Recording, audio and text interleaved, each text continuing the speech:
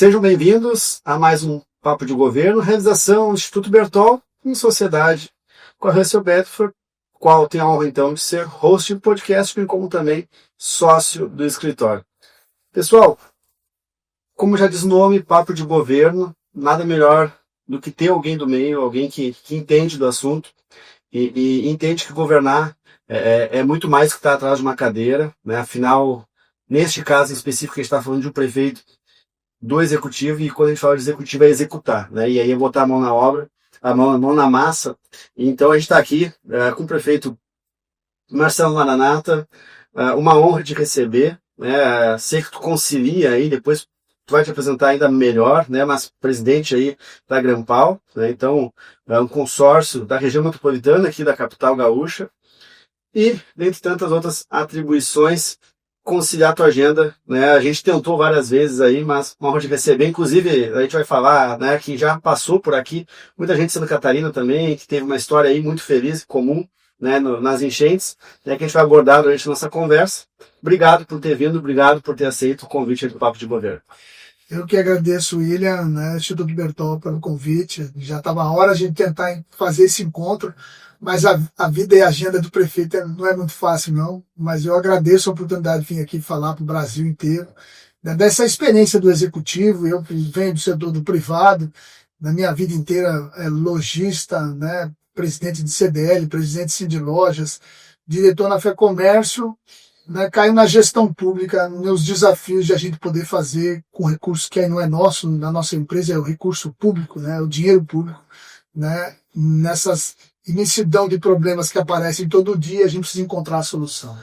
E diferente da iniciativa privada, onde está fazendo para ti, no caso aqui, além de tudo, é gerir recurso para os outros também, né? Então, tem uma questão aí que eu falo muito, né, da questão política, da questão de governo, que às vezes a mídia, enfim, de forma geral, a gente gosta de polarizar ou até mesmo potencializar questões negativas, mas tem muita questão genuína por trás, e é isso que a gente busca aqui através do podcast abordar. Mas, prefeito, antes da gente entrar na questão aí de esporte, né, ciclista, cantor, né, um cara que se destaca aí nos eventos das prefeituras, como que tu acabou saindo de Camaquã, né, uma vida jurídica aí, se formou, né, advogado? Como que foi, né, essa conexão, tu comentou agora, de questões de iniciativa privada, né, gestão privada, e acabou caindo aí como, caindo não, né, optando, entrando, escolhendo pela vida pública, se não me engano, como vice-prefeito, depois prefeito e reforçando, né, o prefeito aí mais votado da cidade de Guaíba. Isso vem de uma natureza de a gente não estar contente com a situação, né, e a gente buscar sempre melhoria em qualquer espaço que a gente esteja, seja dentro de casa, seja no colégio, depois na faculdade ou no setor empresarial. Então, na escola, eu já fui representante de turma, depois fui presidente do Grêmio Estudantil das duas escolas que eu estudei em Camaquã. Logo em seguida, quando vou para a faculdade, também me envolvi no centro acadêmico, que fui presidente do Centro Acadêmico do Direito por 2 mandatos. Criamos lá o parlatório, negociamos com a faculdade, conseguimos fazer junto ao MEC a aprovação do curso de Direito da nossa faculdade. Então, um trabalho de onde a gente está envolvido. E como fui do varejo a vida inteira, né, comerciante, tinha loja, também me envolvi na política empresarial. Então fui presidente do Sindlojas, depois fui presidente do CDL, diretor na FEComércio. Então no espaço que a gente está, a gente poder desenvolver políticas das mais diversas para melhorar aquela nossa condição. E não foi diferente. E aí, claro, o Sindlojas e o CDL me levaram para os conselhos municipais, e a partir dali, pelo meu envolvimento, virei vice-prefeito e filiei ao PDT na época, na convite do então companheiro de loja que tinha na cidade, do Vieira da Cunha, também foi a Guaíba. Virei presidente da Juventude, depois virei presidente do partido, depois fui convidado para ser vice-prefeito, é você estar presente na vida orgânica daquilo que te envolve, da tua cidade, da Câmara de Vereadores. E isso faz toda a diferença. Ficar reclamando, às vezes, atrás do telefone, escondido numa rede social, achando solução para tudo e não ir lá para frente e dizer, mas eu também posso fazer e posso fazer melhor e vou lutar para fazer melhor. Então, essa coisa que te incomoda, que nos tira, né, da zona de conforto, deve ser em todas as áreas, e não pode ser diferente na política. Isso me trouxe para a política, né, com muita vontade de poder fazer aquilo que eu aprendi no setor privado e dar o meu melhor, não ficar reclamando, né, mas sim pegar a oportunidade que tem e fazer.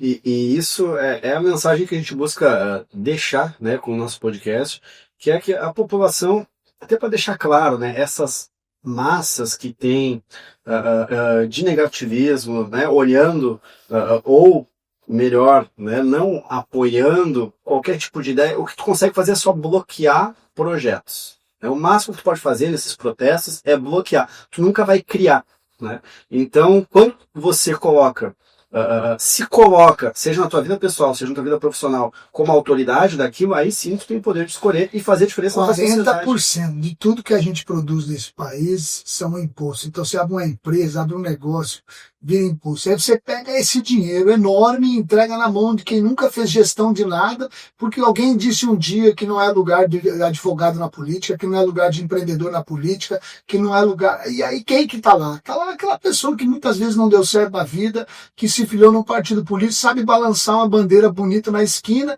mas nunca fez gestão de nada, nem da casa dele, e está cuidando de 40% de tudo que a gente produz. Então é uma insanidade dizer que não vai participar na política.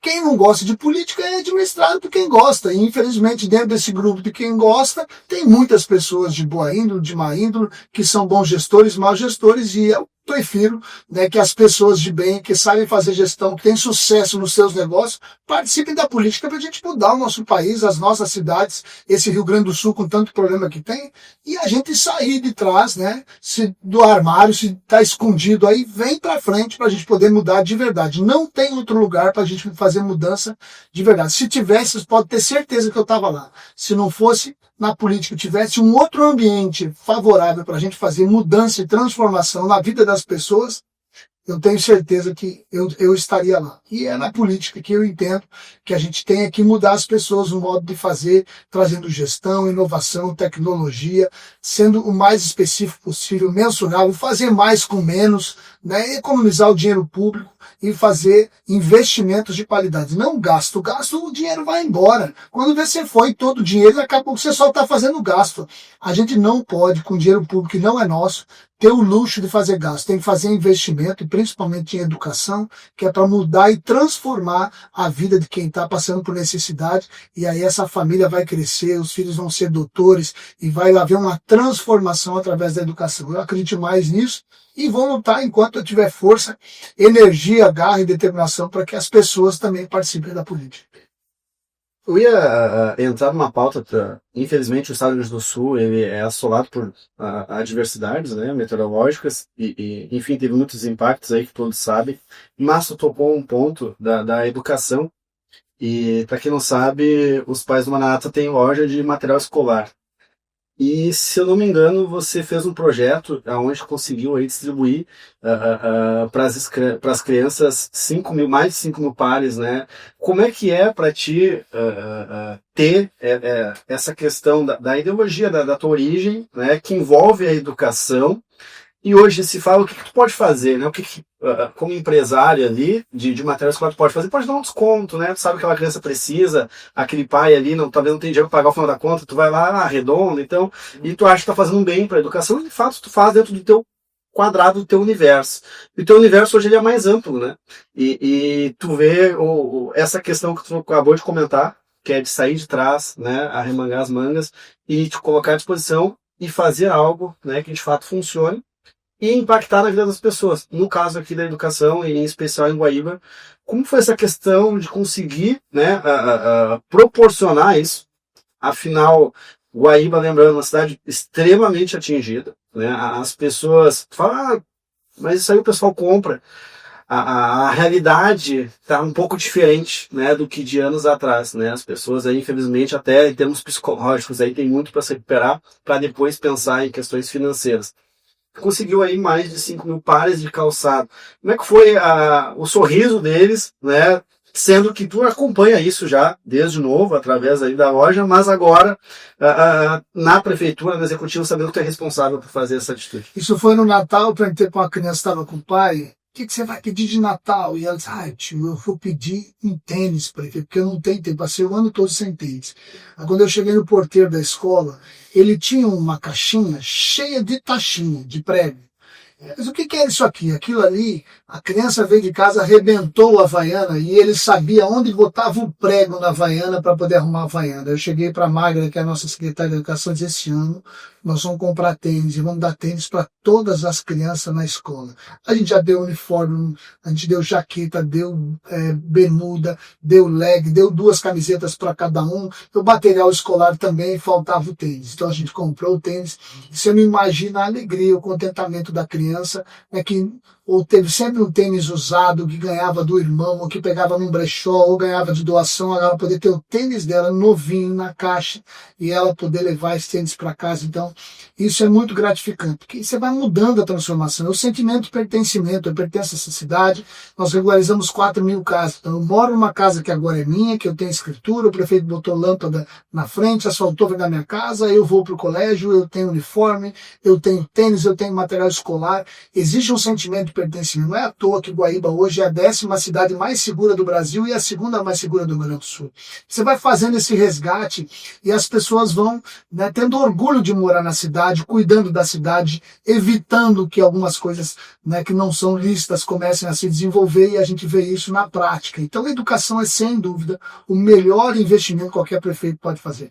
Nós não somos os melhores em educação, longe disso, estamos trabalhando bastante para isso, mas nós não baixamos, apesar de ter pego pandemia, de ter pego um vendaval que destruiu 4.500 casas, e essas 3 enchentes que nós pegamos, era para a gente estar muito mal em educação, porque a criança ficou fora da escola há muito tempo por causa disso.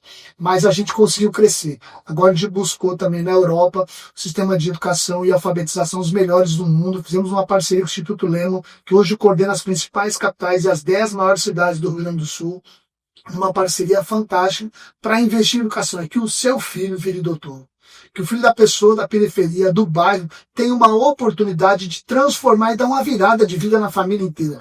Eu venho na família, meu pai é barbeiro, engraxei sapato, entreguei jornal até os 17 anos, tive a oportunidade de fazer faculdade e a minha vida transformou depois que eu pude sentar no banco acadêmico. Eu sei que o conhecimento, que a educação, que esse é o maior investimento que a gente pode botar. O pai sempre dizia, isso nunca ninguém vai te tirar. Então, acho que político não quer, às vezes, investir nisso, sabe por quê? Porque quando faz pesquisa, as pessoas pedem asfalto, pedem iluminação, pedem remédio no posto, pedem posto de saúde, ninguém fala de educação. Nem o pai fala de educação, porque muitas vezes a família quer um lugar para deixar o filho. Ele quer sair de manhã cedo para o trabalho, deixar o filho e, de preferência, buscar de noite alimentado e dormindo já para levar para casa. Não tem nem convívio com o filho. Essa é a dura realidade que a gente vive hoje. De pais e a família, longe do filho e um pouco interessado no que ele está aprendendo, que tipo de pedagogia ele está tendo, qual é a metodologia que estão passando na escola. E se não tiver a preocupação de nós, prefeitos, ser o sindicato do aluno, porque tem o sindicato do professor que muitas vezes quer um monte de benefício, só benefício, mas você vai ver o resultado na ponta, a criança não recebe esse benefício, está na 6ª série, não sabe ler e escrever. Então nós, executivo, sociedade, Câmara de Vereadores, prefeitos, precisamos ser o sindicato das crianças, para que a criança possa ter o melhor. É o filho de quem não sabe ler? É o filho de qual promotor, qual advogado que está na escola que não sabe ler? A gente parece só um número. É parente de quem aqui que não sabe ler, que não sabe escrever, ainda que está na 6ª série? Então esse é o questionamento que a gente tem que fazer. Toda criança, não é, nós vamos chegar a 98%. Aí quem são os 2% que vão ficar de fora? Então é 100% da criança alfabetizada, 100% da criança aprendendo. Você falou tempo, não me recordo se foi quando assumiu a Grampal, enfim, hoje está presidente, mas comentou também na intenção de unificar o ensino infantil. Como que de lá para cá, de você externalizar essa ideia né? Tu que nem comentou agora, de buscar incentivo fora, enfim. Como que está a maturação disso? Né? Ainda segue ainda como Está bem avançado. A gente tem o nosso fórum de educação, né, que é a nossa secretária de Gravataí, que comanda ele hoje. Nós assinamos com o Instituto Lehman, e um dos passos é unificar a educação metropolitana. Tem várias etapas que outras cidades que se desenvolveram conseguiram, e nós estamos seguindo, né, por essas experiências para a gente poder ter aqui na região metropolitana, afinal de contas, 40% da população gaúcha, do PIB gaúcho e dos estudantes gaúchos estão nessas 25 cidades que a gente está presidindo. Então, se você faz realmente aqui um impacto na educação nessas 25 cidades, você tem uma transformação, né, de um ganho de escala no Rio Grande do Sul inteiro, que depois as outras cidades vão vir pegando esse modelo, que certamente será um modelo que vai unificar, porque, como eu falei antes, a gente é como se fosse bairro uma dos outros aqui. Então é muito próximo, o pai está trabalhando em Alvorada, a mãe trabalha em Viamão e o filho estuda em Porto Alegre. Aí seu filho inventa de trocar para uma escola em Viamão e muda todo o trabalho dele, muda o material, muda. Não, a gente quer que aonde a criança estudar, na região metropolitana de Porto Alegre, os livros dela, o conhecimento dela, ela vai levar junto. Já vai mudar o professor, já vai mudar os coleguinhas, ela já vai ter um impacto de trocar de colégio. Mas ela vai estar na mesma página de uma criança de Guaíba, de uma criança de Eldorado, uma criança de Alvorada ou Porto Alegre. Sabe, prefeito, que eu acabo visualizando, a gente trabalha muito com a parte de apoio ao desenvolvimento de PPPs e, em especial, fiscalização de contratos, que é o nosso carro-chefe, né, verificação independente de contratos de concessão. E a gente tem visto um movimento, né, nesta linha também para as prefeituras do estado do Rio Grande do Sul. Né? Belo Horizonte, inclusive, a gente é verificador independente, estado de São Paulo, município de São Paulo também avançaram. Caxias, se não me engano, tem um leilão agora em junho ainda, na B3. Porto Alegre deve lançar edital em setembro, se não me engano, outubro, enfim, ainda este ano vai lançar um edital também de cerca de 90 escolas e construir mais 10, muito voltado para a parte de manutenção, né? Porque tu sabe a dificuldade que é hoje, não é um nem dois, a gente faz evento aí pelo interior e tu vê o prefeito que estourou um cadeado, não tenho, eu tenho que tirar o cadeado, tirar o dinheiro do bolso, que ainda corre em risco, para botar lá, porque tu não tem uma licitação para contratar um cadeado ou para consertar um vidro, alguma coisa do tipo. Então, estas PPPs eu vejo que ela está evoluindo. E uma coisa que eu defendo, inclusive nas minhas redes sociais, eu bato muito na tecla, vai até o encontro com o que tu comentou, de regionalizar, que é os consórcios do interior. Talvez a região metropolitana ela tem muita força ainda, mas eu estou indo para o interior, para o oeste, né? Enfim, vamos lá para Santa Rosa, enfim, são um conglomerado de municípios que de repente eles têm que olhar de forma associativa ou em forma de consórcio de pensar em PPP também. Né? E educação infantil, que ela está em alta, a gente vai ter até um evento aí no final do mês, vai vir o secretário de Estado da parte de reconstrução, que era de parcerias, onde vai abordar que as escolas elas precisam olhar para isso com mais seriedade. Né? E por que não fazer também de forma regionalizada, né? A gente, sem conversar, a gente pensava em coisas semelhantes, talvez com mecanismos diferentes, mas com o mesmo objetivo. Por que não unificar, né? Unir forças para isso também? Prefeito, queria ver contigo também a questão da saúde. Não tem como a gente não falar hoje com o prefeito do estado do Rio Grande do Sul, aonde a gente está vendo acorda, né? Quem assiste aí o canal 12 aí do estado, acorda falando em colapso, né? A gente olha as manchetes dos jornais, né? Seja de caráter estadual, caráter municipal. Como que isso está sendo, não vou dizer para o interior, né? Que aqui é a região metropolitana, mas o prefeito também atua junto, né? Se não me engano, vice-presidente da Costa Doce, do consórcio também.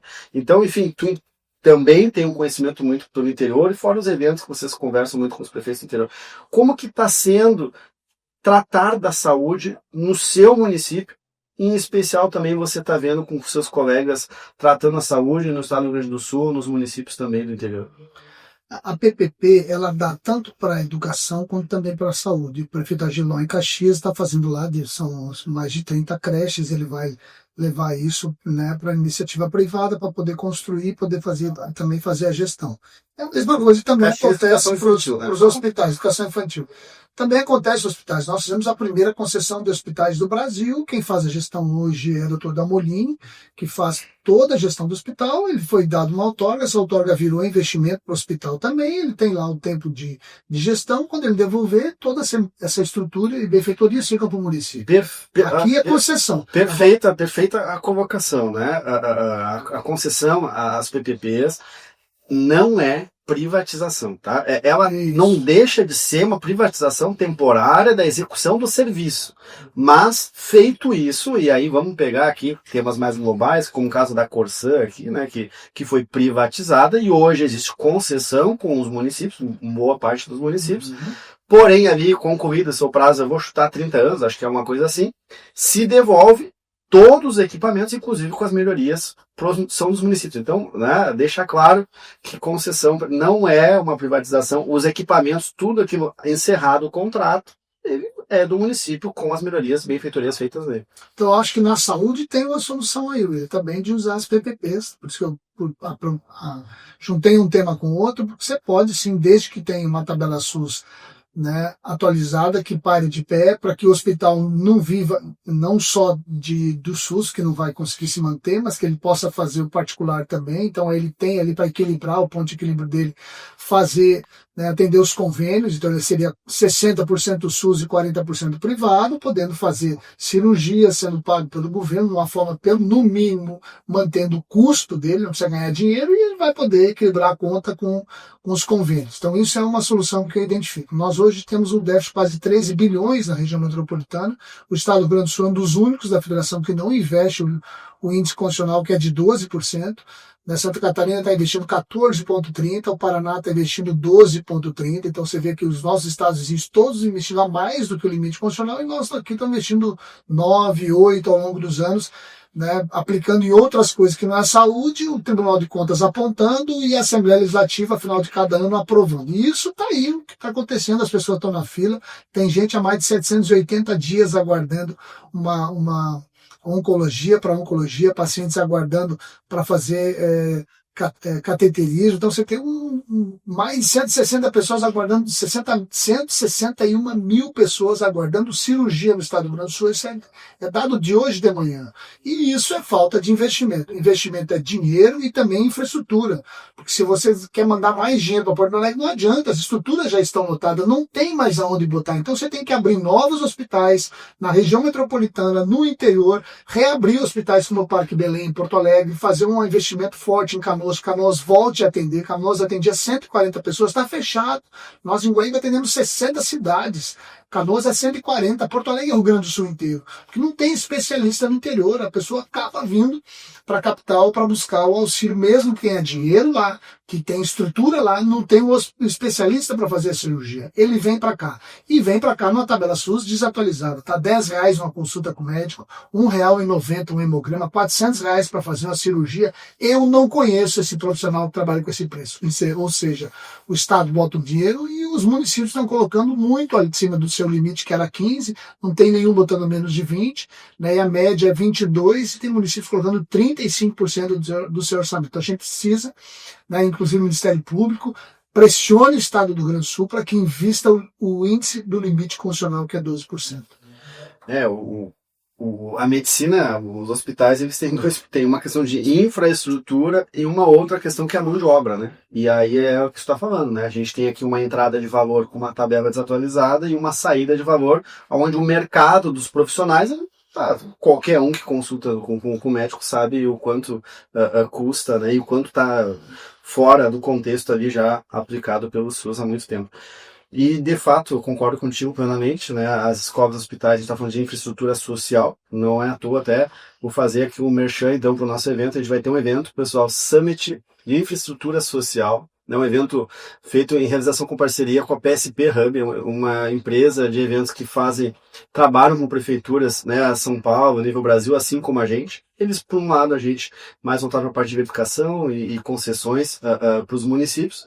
A gente vai ter a felicidade, então, de trazer desde secretário de Estado, secretário de Parcerias da capital de Porto Alegre, bem como também bancos, né, ou seja, tem que ter investimento para isso, né? Então vai estar o Banco do Brasil, vai estar o Badesul falando aqui de financiamentos, e por outro lado também concessionárias, porque não adianta também o prefeito idealizar algo e que não tenha viabilidade, né? Mas o que é a viabilidade? As concessionárias buscam? O que elas esperam disso? Então, por isso que eu te convido, prefeito, convido o servidor público, que você venha participar deste evento. É um evento gratuito, prefeito. É um evento que tem o apoio do Badesul, é só vir. Então, assim, prefeito, não consigo vir, manda o teu secretário, manda alguém que é entusiasta da parte de PPPs para entender como é que pode fazer para viabilizar, e pode ser uma solução, um mecanismo para resolver, né, e não depender somente do Ministério Público, né, ou da Assembleia, para que ajuste junto com o Tribunal de Contas as contas lá e que a gente consiga a boa fé e a boa vontade do nosso governador de que consiga mudar esse cenário. Então pode ser um mecanismo que ajude a atualizar isso, né, e quem sabe ser um diferencial para o seu município, já que a gente vai ter concessionárias e está confirmado 2 concessionárias do ramo da saúde aqui, né, que já estão investindo em outros estados também. Quem sabe pode investir no teu município. Prefeito, agora saindo um pouco da parte aí de investimentos, queria que tu comentasse conosco, e aí entrando na parte de esporte, né, você tem uma particularidade que você é um atleta, é um ciclista, né, não sei o quanto faz maratonas com isso, mas eu resgato aqui uma de 700 quilômetros, né, que foi para Joinville. Então eu vou começar de trás para frente. Do porquê ter feito isso, né? Foi aí, eu vejo que teve imprensa, né, estadual, não só daqui, quanto de Santa Catarina, né? Você percorrer 700 quilômetros de Guaíba a Joinville.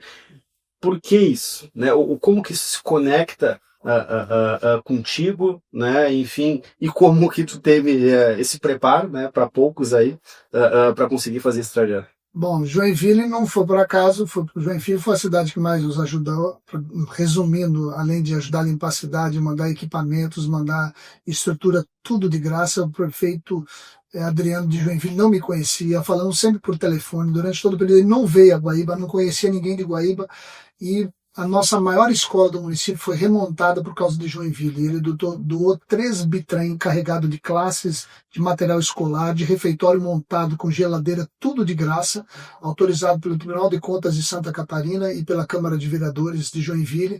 Ele não abriu uma escola em Joinville para abrir uma escola em Guaíba. Então eu tinha uma gratidão enorme a ele, precisava conhecer ele, queria dar um abraço pessoalmente nele. E Joinville é a capital brasileira do ciclismo.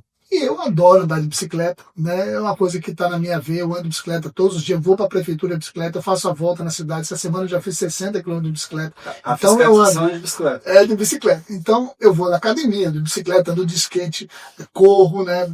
Gosto muito de esporte, está na veia, gostar de esporte. E então planejei essa viagem até São Joinville. Eu já tinha feito no máximo 200 km por dia. Foram 5 dias pedalando, 750 km até chegar em Joinville. A gente foi parando Arroio do Sal, depois Itapirubá, Florianópolis. Chegamos lá abaixo de muita chuva, os últimos 100 km, mas fomos recebidos na entrada da cidade um corredor de bicicleta, porque é a capital da bicicleta. Juntaram todos os ciclistas, nos fizeram um comboio até a gente chegar no hotel. Depois à tarde teve uma recepção no local onde fazia triagem. Mais de 40 caminhões vieram carregados de roupa, alimento, lá desse ponto de triagem, que era uma igreja, onde toda a cidade de Joinville, que é a maior cidade de Santa Catarina, levava os materiais, fazia essa triagem e trazia de volta. Então tá aí, foi o nome da viagem da gratidão. A gente foi entre 5, era para ir só 2, mas ao longo do caminho outros colegas, a gente pode ir junto, e aí foi indo. Foi um grande momento, uma viagem inesquecível, a gente poder agradecer os sentimentos mais nobres, e não podia ser diferente. Eu achei até que eu tinha que ir de joelho lá agradecer ele. Eu fui de bicicleta, que é uma coisa que eu gosto. Mas gratidão, prefeito Adriano e toda a cidade de Joinville, pelo carinho, a todo o povo do Brasil inteiro, de Santa Catarina, Paraná, muita gente nos ajudou. Eu fui agradecer Joinville, foi quem mais nos ajudou. Mas foi muito difícil vencer esses desafios que a gente enfrentou. Mas se não fosse o abraço caloroso, o acolhimento de todos os brasileiros, de gente fora do Brasil, teria sido mais difícil. Então é um momento também de fazer essa gratidão. Há um ano atrás nós não poderíamos estar fazendo esse podcast, que eu estaria lá com 86 abrigos na nossa cidade. A gente não comemorou aniversário, a gente não fez festa, a gente estava com as pessoas nesse momento, há um ano atrás, num abrigo, necessitando de comida, tentando voltar para casa, não tendo água, precisando de roupa, né? E principalmente o resgate resgate das suas memórias e da sua efetividade e seu lado emocional, que é uma das coisas que está agravando o problema da saúde no Rio Grande do Sul. A gente achou que era só reconstruir a casa, dar remédio, as pessoas ficaram doentes, elas perderam suas memórias, elas perderam suas referências, isso abalou emocionalmente elas e isso vai refletindo na saúde, vai somando, a gente tem inverno chegando, tem dengue chegando, a gente tem o problema, né, que foi se acumulando da enchente da pandemia e sem dúvida, se não tiver investimento, a gente está passando o que está passando agora. Então, é fazer o relato da gratidão que a gente teve com tanta gente que nos ajudou e a gente continua enfrentando problemas emocionais e de saúde por conta da enchente. Isso, baixa imunidade, enfim, né, acaba gerando um monte de fatores. E foi muito legal que quando você comentasse nas suas redes sociais, né, sempre estendendo o agradecimento ao país, mas também ao Estado, porque eu tive o prazer e a honra de entrevistar a deputada Paulinha, e ela comentou que as cidades acabavam adotando, né, de Santa Catarina, acabavam adotando municípios do Estado. Começou com ela isso, né? Paulinha foi a primeira que ela fez, e ela fez com Bombinhas, e ela desafiou 10 cidades ali a fazer isso, aprovaram. Bombinhas, acho que é do Eldorado, né? Bombinhas, Eldorado, aí Chapecó foi outra cidade. E cidades do interior, porque as cidades elas têm características diferentes, né? Tem muita cidade que depende do agro, então precisava de rações de animais, então, enfim, muito foi um colapso que acabou surgindo ideias, iniciativas, inclusive a Paulinha quer escrever um livro sobre, um livro não, na verdade ela fala em manual, né? Para questões mais emergenciais, né? Porque ela, como mulher, ressaltou muito a questão de itens básicos, né? Como calcinha, enfim, dentre outras coisas que não se tinha, né? Não se tinha loja, não se tinha nada. Então, o que a gente tem que doar primeiro? Como é que a gente deve ajudar? Enfim, né? Ajudar corretamente. E foi muito importante, eu achei, eu gostei muito, não esperava aquele tipo de atitude que tu acabou fazendo, mas acho que tu representou muitos gaúchos naquilo ali, porque Santa Catarina, de fato, eu acabei, né, ficando um tempo lá no início e vi a comoção, todo o trabalho que teve, as carretas, né, eu vim voltada do escritório aqui, ficou fechado, o prefeito, 3 meses, né, então alagou aqui por 1 mês e ficou o subsolo, como tinha toda a questão de geradores, etc, ficou 3 meses fechado, então acabava no escritório de Florianópolis, ia bastante e eu via a imensidão, né, de doações, né, e, enfim, o país todo, e pro gaúcho foi muito bom, né, vamos lá, nós somos bairristas, talvez éramos mais ainda, e falávamos aí situações, né, tipo, Santa Catarina, a importância que é diferente, e a gente viu, e talvez o país viu, o quanto a gente precisa, por mais que seja do tamanho do continente, né, ser unido, e eu acho que isso tudo que aconteceu demonstrou valores que talvez desconhecíamos todos, né, e a importância que isso é em se ajudar. Prefeito, eu tô indo para o final, a gente vai ter que conversar uma outra vez, vai ter que vir cantar aqui, né? Para quem não sabe, o prefeito canta muito bem. Todos os eventos aí que eu acabo participando, que envolvem as prefeituras, o prefeito está lá, tem música, vai ele lá. Ele me trata muito melhor do que eu mereço. Eu canto mais ou menos. Não, canta bem. Já tenho gravação no meu celular, inclusive. Olha aí, gente. Se der tudo errado, eu só montar uma banda. Então. Isso, exatamente. E te agradecer, prefeito. Para quem não sabe, o convite, a gente tem colaboradores aqui que são de Guaíba, e por mais que eu atuo com o mercado de prefeituras, mas muito a nível nacional, acaba fazendo que a gente não tenha proximidade com as prefeituras até às vezes mais próximas, com exceção de Porto Alegre e algumas outras. Guaíba não tinha conexão. E eu não sei se sabe como é que eu cheguei até ti, mas essa moradora de Guaíba conhecia alguém em Guaíba, que conhecia alguém em Guaíba, e aí conseguiu chegar numa secretária, e o prefeito ele tem um dia que ele recebe todo mundo lá. Não sei se é um dia ou mais de um dia. É um dia. Foi ontem. Recebe todo mundo. E acabou que não, vou te agendar. E a Daiane, extremamente organizada, marcou, não, daqui 15 dias, alguma coisa assim, pode vir no horário tal. Eu não, beleza. E aí chegando lá eu vi que tinha assuntos dos mais aleatórios, as pessoas estavam na minha frente, um era, sei lá, falar da água, outro era falar não sei o quê, e eu tinha, precisava ir lá conversar com o prefeito, fazer um convite para ele no podcast, né, e aí acabei entrando naquela triagem, fui recebido, né, te agradeço. Então, o mais engraçado disso tudo é que eu fui recebido E a gente é parente, né? Fui recebido como um cidadão, como todos, e também, na hora da conversa, né, eu ia chegar nisso também, prefeito. O prefeito, para quem não sabe, é Marcelo Reinaldo Maranata, né? E eu sou o William Reinaldo, né? Então, assim, e também, né, meu pai é de Camaquã, apesar de ter saído, enfim, mas ele é lá, de Santa Alta, meu avô ali. A gente deve ter primos, né? Mas com certeza. É primo, prima, tio. Então, diante de tantas coincidências, né, seja a questão parentesca, a questão aí de serviços, né, que a gente acaba, o mercado profissional que nos aproxima, fui recebido como qualquer um da sociedade pode ser recebido. Então, fica a dica para quem é de Guaíba aí, que quer falar com o prefeito, né, existe essa possibilidade, tá? Quem me conseguiu esse acesso não foi um outro prefeito, não foi um parente, né? Mas foi uma cidadã, né? Uma moradora de Guaíba que conseguiu. Então, o sistema funciona, viu, prefeito? Só para te avisar lá. Às vezes demora um pouquinho, porque é muita gente, né? Ontem eu atendi, acho que 8 famílias, então tem um período ali, porque a gente também quer dar atenção para as pessoas, mas é um dia que a gente dedica para cuidar de todo mundo, né? Mas é importante. Para quem nunca usou esse mecanismo, vamos aumentar essa fila lá, nem precisa, né? Mas enfim, utilizem aí. Prefeito, como mensagem, a gente falou já questão de vir para a política, enfim, o que tu diria para os jovens que hoje tem tantas opções, né? Tantas opções de tecnologia, tantas opções de eventos, de gostos, enfim, né, futebol, tanta coisa que talvez desvirtue da vida política dentre prioridades, de relacionamentos, amores. O que tu diria para esse jovem que está entrando, seja no mercado de trabalho, que se utiliza muito das redes sociais, para ele em relação à política, assim, um primeiro passo que ele possa contribuir e de repente a gente ter mais maranatas, né, mais pessoas aí que possam de fato fazer a diferença. Quem escutou aqui até agora o podcast viu o quanto tu é entusiasta na parte da educação, né? Então por isso que eu te pergunto para aquele jovem, que recado que tu daria, como ele deve se preparar e se já é a hora dele começar a pensar em alguma coisa que mude não só o futuro dele, né, mas o futuro da sociedade que ele vive, aí, dos seus futuros filhos e etc. Participem da política, se envolvam, escolham um partido político da sua preferência, mas estejam dentro da vida orgânica da tua cidade, das coisas que te cercam, no condomínio do bairro, enfim, tá vivendo, não deixe que os outros governem a tua vida, que os outros decidam por ti, participe da decisão, não tem outra maneira de a gente fazer isso.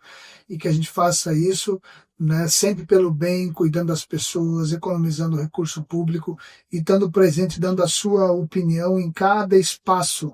Não existe espaço vazio na política. Alguém vai estar lá. E tem um grupo que ao longo dos anos comanda a política que não tem menor interesse que você participe da política. Que continua, que as pessoas digam que política não presta, que só tem ladrão, que não é lugar de gente séria, para que ninguém que seja sério, ninguém que seja honesto, ninguém que tenha ideias novas entra na política. Então participe e não deixe que essas pessoas tomem o espaço que é seu lugar. E outra coisa para terminar, não adianta você ter sucesso na política, como advogado, como empresário, ter sucesso nas coisas que você gosta se você fracassar na sua família. Então não tem sucesso no mundo, né, que recompense o fracasso na família. O melhor lugar do mundo para morar é dentro da casa da gente. A gente não mora no Piratini, a gente não mora em Brasília, a gente mora no nosso bairro, na nossa rua. Não tem só a minha rua, tem a outra rua, tem o meu vizinho, tem as outras ruas, os outros bairros. Que a gente ame o lugar onde a gente mora e more com a nossa família, cuidando de quem tá do nosso lado. Então, esse é meu conselho, assim, né, que a gente faça uma política dentro da nossa casa. Não você quer sair dentro de casa e falar de meio ambiente, deixa uma lâmpada ligada, deixa uma água correndo e falando de meio ambiente. Que a gente seja o mais correto dentro da casa da gente, com a nossa família, cuidando de quem a gente ama, e depois a gente saia multiplicando isso no bairro que a gente mora, na cidade onde mora, no estado e no Brasil. Então, eu agradeço a oportunidade, está aqui o William, né, que vocês me deram, me sinto honrado pelo convite, na certeza de que no ambiente da política é o ambiente que tem que estar o jovem, essa cabeça brilhante, que muitas vezes está fazendo coisas gigantes e já pensando em ir embora do Brasil, ir embora para outro estado, porque não enxerga oportunidade aqui. Vamos lutar para que essas oportunidades aconteçam e sejam para vocês, né, uma mudança de vida, a gente não desistindo do nosso Brasil e nem do nosso estado. Excelente. Perfeito, muito obrigado. Que tu siga aí entusiasmando muitas pessoas, assim como a mim, né? Não te conhecia pessoalmente, já te admirava muito pelo trabalho que tu fez em 2024. Acho que isso foi sensacional. Guaíba para nós, pessoal, para quem não sabe, para quem não é aqui do Rio Grande do Sul, tornou um case, né, em termos de recuperação, né, de mobilização do que tudo que foi feito, né? Não é à toa aí que tu foi reeleito, muito bem reeleito, talvez das reeleições o mais bem votado, não sei. Mais bem votado do estado do Rio Grande do Sul, 80% de aprovação das cidades acima de 80 mil habitantes, 92% de aprovação na Então, cidade. não é só eu que estou falando, né? Que assim continue prosperando, né? Nos trazendo ensinamentos e dando exemplos aí, porque a gente precisa disso, a gente precisa de coisa boa, né? A gente precisa olhar para frente, precisa de planejamento. E eu acredito que está cercado aí de boas pessoas e que isso vai trazer um retorno muito bom aí para nossa sociedade como um todo. Amém. Pessoal, obrigado. Até uma próxima. Prefeito, mais uma vez, muito obrigado pelo teu tempo, né? Que a gente possa se encontrar muitas e muitas vezes. Tenho certeza que isso vai enriquecer muito aí a nós, né? A mim, a sociedade também. A gente tem que trocar figurinha a entidade privada. E pessoal, eu falo como mercado privado como um todo, eu falo como concessionário, eu falo, né, como oportunidades e mecanismos aí para se ajudar, né? Então, esperamos que possa avançar cada vez mais no município de Guaíba e o estado como um todo também. Então, até um próximo Papo de Governo. Muito obrigado pela presença de todos vocês. E obrigado aí, prefeito Eu que Barra. agradeço, sempre faço assim, ó. As pessoas, por que isso, prefeito? Nunca foi sorte, sempre foi Deus. Que Deus abençoe a todos. Amém. Um abraço, até uma próxima. Tchau, tchau. Tchau.